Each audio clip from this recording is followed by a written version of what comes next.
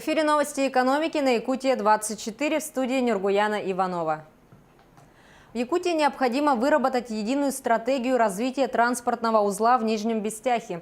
Это отметил исполняющий обязанности главы Кабинета министров Якутии Владимир Солодов на совещании по вопросам развития транспортно-логистического узла в поселке. Есть все основания для того, чтобы якутский транспортный узел стал логистическим центром, который бы связал пока разорванные части транспортной системы республики. Перспектива есть по строительству автомобильного моста через реку Лену. Соответствующее поручение президентом Российской Федерации в адрес правительства дано. Сейчас проводится работа на уровне правительства Российской Федерации и Министерства транспорта страны, какую конфигурацию будет иметь проект, по какой схеме финансироваться и в какие сроки будут осуществлены работы, резюмировал Владимир Солодов. Так, Министерству транспорта Якутии дано задание координировать работу по завершению строительства и ввода в эксплуатацию пускового комплекса Томмот-Якутск, а также строительства грузового терминала и причала речного порта Якутск в Нижнем Бестяхе. Министерству архитектуры и строительного комплекса республики произвести неотложные работы по укреплению береговой полосы на реке Лени в районе федеральной трассы автодороги Колыма в зимний период 2019 года в срок до апреля следующего года. Акционерной компании «Железные дороги Якутии» до конца года обеспечить завершение строительства и ввод в постоянную эксплуатацию пускового комплекса Томмот-Якутск. Республика, так же как и для всего Дальнего Востока страны, одной из основных задач является формирование опорной транспортной сети с выходом к общероссийскому транспортному сообщению, обеспечивающая организацию круглосуточной поставки грузов, исключающий сезонный характер завоза и являющий одним из основных связывающих факторов социально-экономического развития крупнейшего региона страны. Протяженность автомобильных дорог общего пользования республики составляет 37,8 тысяч километров. Из общей протяженности дорог 11,8 тысяч километров это имеет твердое покрытие, это 31,1%. 68,9% составляет сезонные дороги, это 26 тысяч километров. На территории республики имеется 3 федеральные дороги протяженностью 3,6 тысяч километров.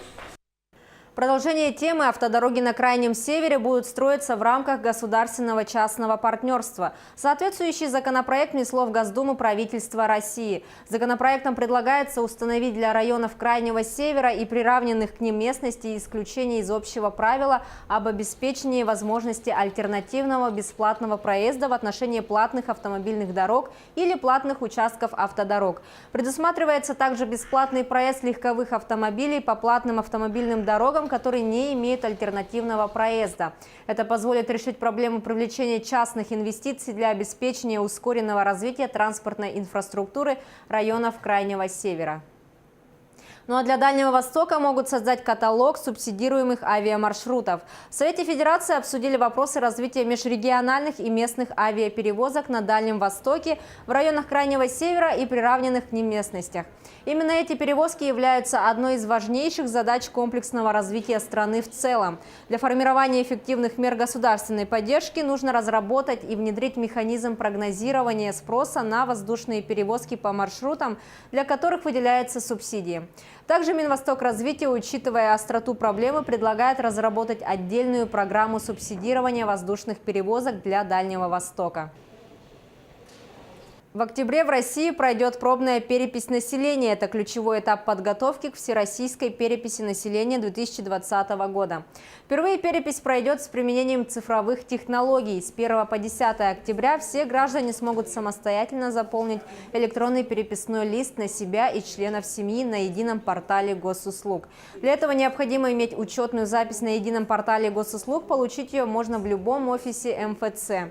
С 16 по 27 октября этого года состоится второй этап пробной переписи. Он охватит 9 субъектов страны в 10 муниципальных образованиях. Якутия впервые примет участие в пробной переписи населения, и перепись второго этапа состоится в Хангаласском районе. На сегодня в регионе всего проживает 964 тысячи человек. В Хангаласском районе в 2010 году проживало чуть более 32 тысяч человек. К проведению пробной переписи на территории Республики Саха-Якутия мы уже готовы. Подготовленные специалисты, подготовлены контролеры, обучаются переписчики, Заключены договора с этими категориями работников, подобраны помещения для размещения этих работников, уже получен и рассылается по местам переписной материал. Предусмотрена, значит, работа открытия стационарных участков, подготовлены карты для работы переписчиков, подготовлены списки, так называемые маршрутные листы, по которым переписчики в период проведения переписи пойдут по адресам. Курсы для незанятых и безработных проводят в Центре занятости Якутска. О предстоящем увольнении работников в связи с ликвидацией организации либо сокращением в этом году заявили 129 организаций города, в которых принято решение об увольнении 1447 работников. В аналогичном периоде прошлого года уволили 1958 работников. Центр занятости Якутска напоминает, что для безработных и незанятых граждан есть возможность пройти бесплатные курсы переобучения, а также повышение квалификации. Спросом среди местного населения пользуется программа «Местные кадры в промышленность». Эти граждане у нас обучаются в городе Якутске и также за пределами.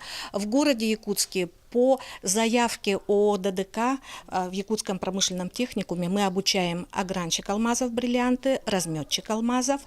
По заявке АО «Сахатранснефтегаз» в учебном заведении О «Профессионал» мы обучаем слесарь по эксплуатации и ремонту газового оборудования, оператор газораспределительной станции, стропольщик.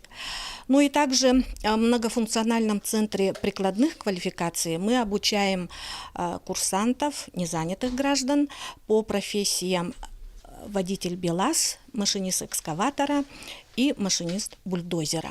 Более 300 договоров долевого участия не зарегистрированы в Росреестре. Из-за этого многие застройщики Якутска не могут продолжить строительство объектов. Более того, это может привести к банкротству застройщиков. Причина заключается в следующем. 20 августа на серверах Росреестра произошла авария. Это привело к большому количеству необработанных заявлений. Управление принимает все меры, в том числе мы выходим по субботам, воскресеньям и ввели 10-часовое рабочее время. Но вот этот период, который был с 20 по 28-27 августа, было принято очень большое количество заявлений необработанных, поэтому до их обработки должно пройти иное количество времени. Рубль стабилизировался к доллару и евро вечером во вторник. По состоянию на 26 сентября американская валюта составляет 65 рублей 82 копейки, евро 77 рублей 38 копеек. На этом у меня все. Оставайтесь в курсе экономических событий на Якутия 24.